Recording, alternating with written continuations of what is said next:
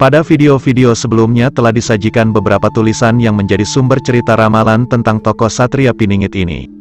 Yang terkait erat dengan sosok Sabdo Palon dan Naya Genggong sebagai pemomongnya yaitu Kitab Jangka Jayabaya, Kitab Musasar Jayabaya, Kitab Dharma Gandul dan Serat Sabdo Palon Naya Genggong.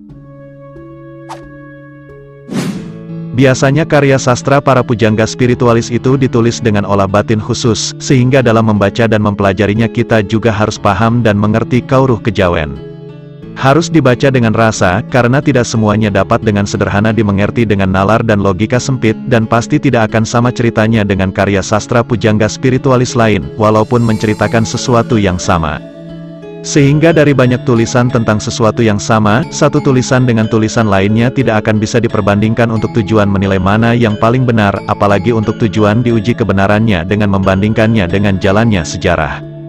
Seringkali karya-karya sastra para spiritualis atau pujangga itu bukan hanya untuk menuliskan sesuatu yang penting, tetapi juga untuk mengungkapkan sesuatu yang besar dan tinggi hakikatnya yang sulit untuk diungkapkan dengan kata-kata, sehingga mereka menuliskannya secara khusus dengan olah batin khusus dalam bentuk karya sastra dan berisi kiasan-kiasan atau kata-kata perlambang untuk mengungkapkannya. Karena itu dalam rangka membacanya atau mempelajarinya jangan menerjemahkan tulisannya secara harfiah dan jangan mengecilkan maknanya. Yang harus dimengerti bukanlah sebatas bentuk formal tulisannya seolah-olah itu adalah sebuah novel fiksi atau buku sejarah, tetapi adalah isi maksud dan tujuan dari masing-masing tulisan para pujangga spiritualis tersebut. Dan ungkapan-ungkapan mereka atas sesuatu yang besar dan tinggi hakikatnya itu harus kita terima apa adanya, karena itu adalah hasil olah batin mereka, walaupun mungkin tidak sejalan dengan rasa keinginan dan pemahaman kita.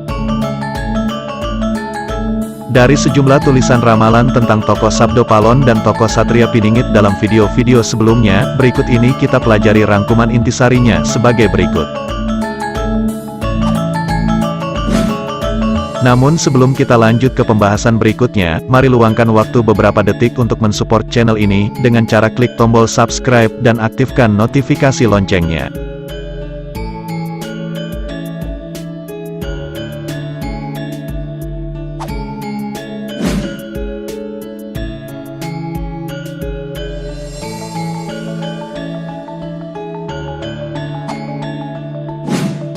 Kata-kata Sabdo Palon kepada Prabu Brawijaya sebelum mereka berpisah. Sabdo Palon berkata sedih.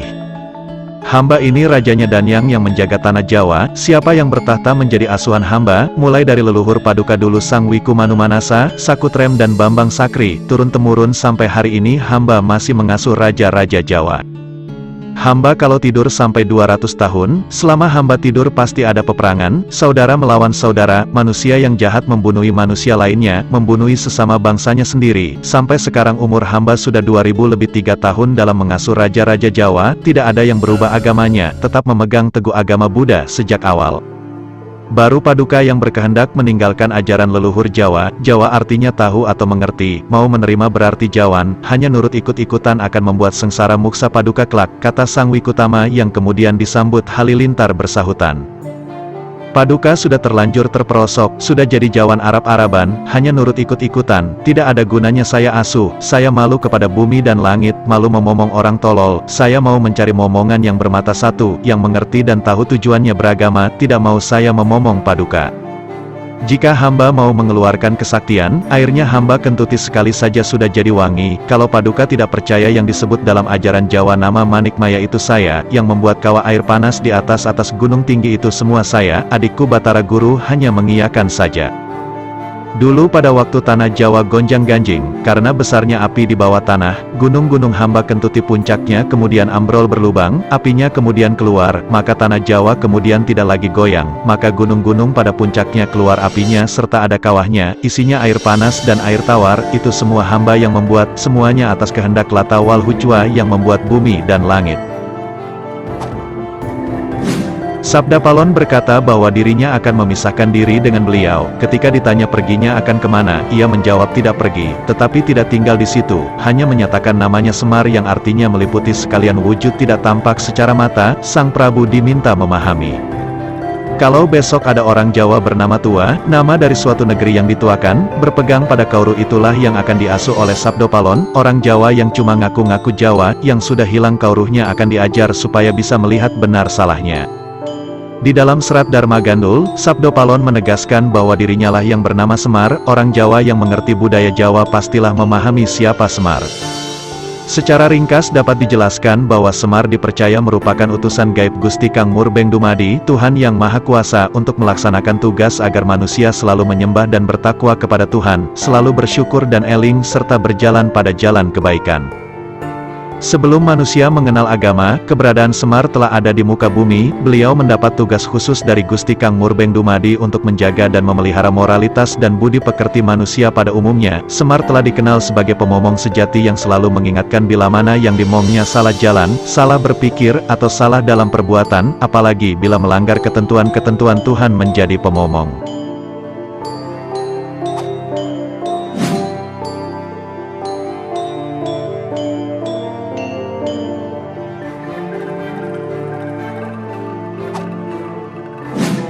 Serat Sabdo Palon Naya Genggong juga menceritakan tentang Sabdo Palon. Sabdo Palon sesaat sebelum berpisah dengan Prabu Brawijaya diungkapkan sebagai berikut.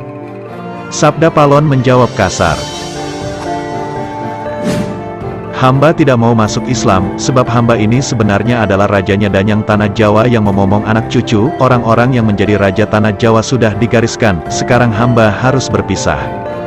Berpisah dari Paduka, kembali ke alam hamba, namun hamba mohon dicatat sepeninggal hamba, bila sudah tiba waktunya dalam waktu 500 tahun dari hari ini, agama akan saya ganti, agama Buddha akan saya sebar di Tanah Jawa. Siapa saja yang tidak mau menerimanya, pasti akan hamba hancurkan. Hamba jadikan makanan anak buah hamba segala macam setan dan dedemit. Belum puas hati hamba kalau mereka belum hancur lebur, hamba akan membuat tanda terjadinya ucapan hamba ini, bila gunung Merapi sudah meletus dan mengalirkan laharnya. Mengalirnya ke arah selatan dan barat, serta baunya sangat busuk, itulah tanda kembalinya hamba, sudah menyebarkan agama Budi. Janji hamba Merapi akan menggegerkan dunia, itu sudah kehendak yang kuasa, segalanya harus bergantian, tidak dapat bila dirubah lagi. Dalam serat Sabdo Palon Naya Genggong, di atas Sabdo Palon menegaskan bahwa ia akan datang lagi ke Tanah Jawa untuk menyadarkan manusia Jawa kepada ajaran agama yang benar, datang bersama dengan manusia asuhannya yang kita menyebutnya sebagai Satria Piningit, datang setelah terjadinya goro-goro, bencana alam yang membinasakan banyak manusia. Tanda kedatangannya adalah bila gunung Merapi sudah meletus dan mengalirkan laharnya ke arah selatan dan barat, baunya sangat busuk, itulah tanda kedatangannya dan tanda ia sudah menyebarkan agama Budi.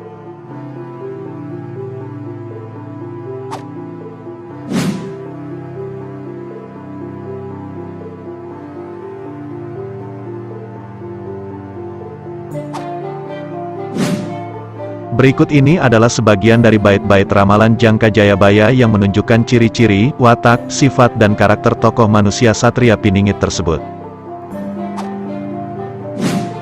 Selambat-lambatnya kelak menjelang tutup tahun, sinungkalan Dewa Wolu, ngasta Manggalaning Ratu, akan ada dewa berwujud manusia penampilannya seperti Batara Kresna, tampan, berwibawa, berkarisma, bijaksana dan waskita, wataknya seperti Baladewa, keras dan tegas, bersenjatakan Trisula Weda, menyingkirkan zaman yang terbalik, orang pinjam mengembalikan, orang berhutang membayar hutangnya, hutang nyawa bayar nyawa, hutang malu bayar malu. Sebelumnya ada kelihatan bintang berekor panjang, seperti meteor atau komet, jelas kelihatan di arah selatan dan timur, lamanya 7 malam, hilangnya menjelang pagi sekali bersama munculnya matahari, berbarengan dengan hilangnya kesengsaraan manusia yang berlarut-larut, itulah tanda putra Batara Indra sudah nampak, hadir di bumi untuk membantu manusia Jawa. Asalnya dari kaki Gunung Lawu sebelah timurnya air Bengawan, berumah seperti Raden Gatot Kaca, seperti rumah Merpati Susun III, seperti manusia yang menggoda. Banyak orang digigit nyamuk, mati, banyak orang digigit semut, mati, banyak suara aneh tanpa rupa, banyak kejadian gaib, pasukan makhluk halus pada berbaris, pada berebut masuk ke barisan, tak kelihatan mata dan tak ada rupa, yang memimpin adalah putra Batara Indra bersenjatakan Trisula Weda, asuhannya jadi perwira perang, berperangnya tanpa pasukan yang kelihatan mata, sakti mandraguna tanpa aji-aji kesaktian. Bergelar pangeran perang, tidak mementingkan penampilan, tidak memperlihatkan status kebesarannya, namun bisa menjembatani keruwetan banyak macam, orang yang suka menyembah arca terlentang yang mengagung-agungkan komputer, orang-orang ingat wejangan orang tua dulu, lalu sadar dan was-was. Putra terkasih Tuhan yang bertahta di tempat yang tinggi yang disebut Batara Mukti, ya Krishna, ya Heru Mukti yang disebut Yang Maha Kuasa, Maha Tahu dan Maha Besar, menguasai segala macam laku, mematahkan tanah Jawa 2 kali, mengerahkan jin dan setan semua makhluk halus bersatu padu masuk ke bawah perintahnya untuk membantu manusia Jawa supaya pada memuliakan Trisula Weda, Tritunggal Suci, benar, lurus dan jujur, didampingi Sabdo Palon dan Naya Genggong. Sudah lebih dulu mengantarkan sanak saudara yang sudah ditebus dosanya, diantarkan ke dalam kemuliaan Yang Maha Kuasa, masih muda tapi ternyata sepuh, bekalnya Gatot Kaca sejuta. Ludahnya ludah api, kata-katanya jadi, sabdanya mematikan, sabdanya membawa kematian, itulah bagi yang membangkang, yang coba-coba menentang pasti mati, baik tua muda maupun bayi, orang yang tidak berdaya minta apa saja pasti dipenuhi, sabdanya tidak mengenal hari, diucapkan langsung terjadi, beruntunglah orang yang percaya dan setia mentaati sabdanya, tidak mau dihormati orang setanah Jawa, tidak mau menerima pengabdian sembarang orang, tetapi lihat-lihat dulu siapa orangnya. Waskita seperti dewa, bisa tahu kakek, buyut dan cangga Anda, seolah-olah lahir di waktu yang sama, tidak bisa dibohongi karena dapat membaca isi hati, pintar, cerdik dan waskita, mengerti sebelum sesuatu terjadi, bisa tahu satu persatu leluhur Anda, mengerti putaran zaman, mengetahui garis hidup setiap manusia, termasuk yang sudah lalu ditelan zaman.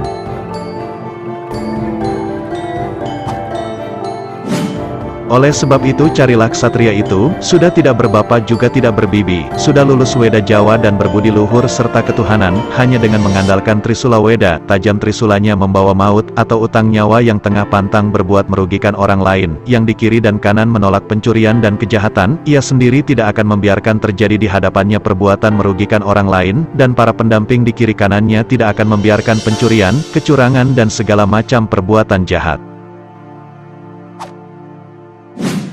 Pantang diberi hati yang dingin bisa kena kutukan bagi mereka yang menyepelekannya, senangnya menggoda, berpura-pura meminta, ketahuilah bahwa ia hanya menggoda atau bercanda jangan salah sangka, apalagi sampai menghina dan mengejeknya, ada keberuntungan bagi yang pemberiannya diterima, sekeluarga akan diberkahi walaupun hanya menggoda pura-pura meminta, jika Anda memberi, Anda sekeluarga akan diberkahi. Penampakannya seperti begawan, bukan pandita tapi disebut pandita, bukan dewa tapi disebut dewa, kelihatannya seperti manusia biasa saja, tapi tidak sama dengan manusia biasa, karena mampu menerangkan dengan sejelas-jelasnya, yang semula masih rahasia diterangkannya menjadi jelas, sejelas-jelasnya, walaupun kelihatannya sama seperti manusia biasa saja, tetapi ia seperti begawan yang tahu banyak hal dan mampu menerangkan segala sesuatu yang rahasia menjadi terbuka dan jelas, sejelas-jelasnya, seperti pandita karena ia mampu menerangkan segala sesuatu keilmuan dan tentang Tuhan, dan waskita seperti dewa karena mengetahui segala sesuatu yang rahasia. Jangan heran dan jangan bingung, ya, itulah putranya Batara Indra, yang sulung dan berkuasa menundukkan setan, yang sudah menerima diturunkannya kesaktian, ya, hanya dia itu yang bisa memberi petunjuk tentang arti dan makna ramalan saya, yang tidak bisa dibohongi karena bisa masuk menyelami hati, ada manusia yang bisa bertemu, tapi ada juga yang belum waktunya bertemu, jangan kesal jangan kecewa itu bukan waktunya Anda, ia berlambang raja tanpa mahkota, raja yang tidak memperlihatkan kebesarannya yang kelihatan mata, sehingga tidak banyak orang yang menyadari kebesarannya sebagai raja, karena itu yang mengalami berjumpa menghormatlah, jangan sampai kesempatannya habis, menghadaplah dan mengikutlah, beruntungnya anak cucuku yang bisa bertemu. Ini adalah petunjuk untuk yang sadar dan waspada terhadap zaman kala bendu. Jawa jangan melarang menghormati si manusia dewa, karena akan musnah sirna seluruh keluarga, jangan sampai salah mengenali pandita carilah pandita bersenjatakan Trisula Weda, ya, itulah pemberian dari Yang Maha Kuasa. Berperang tanpa pasukan, kalau menang tidak merendahkan lawan, rakyat bergembira karena keadilan Tuhan telah tiba, sang raja memuliakan rakyatnya yang memuliakan Trisula Weda, para pandita juga pada memujanya, ya, itulah asuhannya si Aki Sabdo Palon yang dulu sudah menanggung malu tetapi akhirnya termasyur, segalanya jelas terang benderang, tidak ada yang mengeluh kekurangan, ya, itulah tanda zaman kala bendu telah menyingkir, berganti zaman penuh kemakmuran dan kemuliaan, ia mampu memperbaiki tatanan dunia, semua orang hormat dan menjunjung tinggi. Istilah Putra Batara Indra digunakan sebagai ungkapan bahwa sosok Satria Piningit itu adalah manusia yang baik watak dan perilakunya, sosok yang telah menerima berbagai kekuatan dan kesaktian, ksatria perang pembela kebenaran dan keadilan, seorang manusia yang tercerahkan dan menjadi kekasih dewa atau dikasihi Tuhan. Dalam tulisan ramalan di atas juga disebutkan tentang Trisula Weda. Trisula Weda adalah 3 pokok kekuatan Tuhan yang diimani oleh sang satria sesuai keimanannya. Sang satria berpegang dan hanya mengandalkan, bersenjatakan 3 pokok kekuatan Tuhan itu sesuai keimanannya, sehingga tanpa ilmu dan aji-aji kesaktian ia menerima kuasa sehingga ia berkuasa atas dunia, di dunia manusia dan makhluk halus, dan sesuai keimanannya itu ia juga akan memuliakan siapapun yang memegang dan berpegang pada Trisula Weda itu. Banyak kalangan termasuk paranormal meyakini ramalan Jayabaya, bahwa kehadiran Putra Batara Indra itu di Indonesia mendekati kenyataan, dan sebagian kalangan percaya bahwa dalam beberapa tahun ke depan Putra Batara Indra itu akan muncul di Indonesia.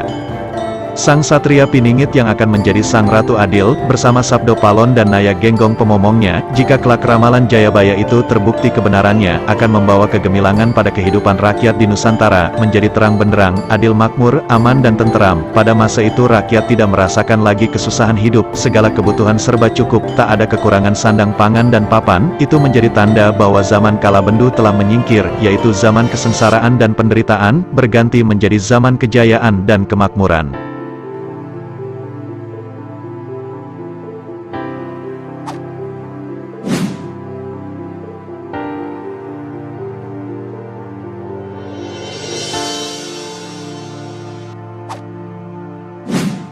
Di dalam ayat-ayat ramalan dalam kitab Musasar Jayabaya disebutkan tentang sosok manusia masa depan, yang pada masa sekarang populer disebut Sang Satria Piningit, berikut kata-katanya itu. Tapi besok akan datang si Tunjung Putih Semune Pudak Kasungsang, raja berhati putih, namun masih tersembunyi, bumi Mekah tempat dia lahir dari karsa Tuhan, dia itulah yang bertahta atas Mekah, berkuasa atas dunia, iku kang angratoni Mekah, jagat kabe ingkang mangku, dijuluki Ratu Amisan, hilanglah musibah dan bencana di bumi, nahkoda ikut ke dalam persidangan. Raja keturunan Waliullah, keturunan orang-orang panutan yang meneladankan hidup sebagai orang-orang yang sudah mengenal Allah, berkedaton 2, satu di Mekah dan satu lagi di tanah Jawa, mempunyai 2 kerajaan, satu di surga, satunya lagi di bumi tanah Jawa. Tinggalnya orang itu dekat dengan Gunung Perahu sebelah baratnya Tempuran, dicintai oleh pasukannya, dia itulah raja yang terkenal sedunia. Waktu itulah ada pengampunan, penegakan hukum dan keadilan, rakyat pajaknya dinar sebab saya diberi hidangan bunga seruni, lambang keindahan dan kemuliaan oleh Ki Ajar. Orang itu mulia hatinya, bagus parasnya dan senyumnya manis sekali. Dalam bait ramalan di atas digunakan istilah Mekah. Pengertian Mekah ini bukanlah fisik Mekah di tanah Arab sana, dan bertahta atas Mekah juga bukanlah benar-benar bertahta atas fisik Mekah, sama sekali tidak berkaitan dengan fisik Mekahnya Islam. Pengertian Mekah ini adalah pengertian dalam dunia kepercayaan ketuhanan. Pada masa itu Mekah dikenal sebagai tempat lahirnya agama Islam yang menyembah Tuhan, dan Tuhan dianggap lebih tinggi dan lebih berkuasa daripada yang disembah agama-agama yang dianut manusia di Jawa pada masa itu. Agama Islam itu sudah dikenal di mana-mana dan Mekah menjadi tempat kiblat orang menyembah Tuhan. Karena itu istilah Mekah dalam bait ramalan di atas tidak menggambarkan fisik Mekah di Arab sana, tetapi menggambarkan maknanya. Ramalan itu mengungkapkan bahwa sosok manusia itu lahir karena kehendak Tuhan. Tuhan mempunyai tujuan sendiri dengan lahirnya orang itu, dan orang itu menerima kuasa untuk membawa kebesaran Tuhan di dunia. Berkenaan dengan isi ramalan dalam kitab Musasar Jayabaya dan ramalan-ramalan lainnya, banyak kalangan yang sudah mencoba menafsirkannya. Yang berhubungan dengan negara Indonesia atau Nusantara saat ini, sebagian besar orang menafsirkannya sebagai sosok 7 Satria Piningit yang sudah, sedang dan masih akan muncul sebagai tokoh yang memimpin Nusantara.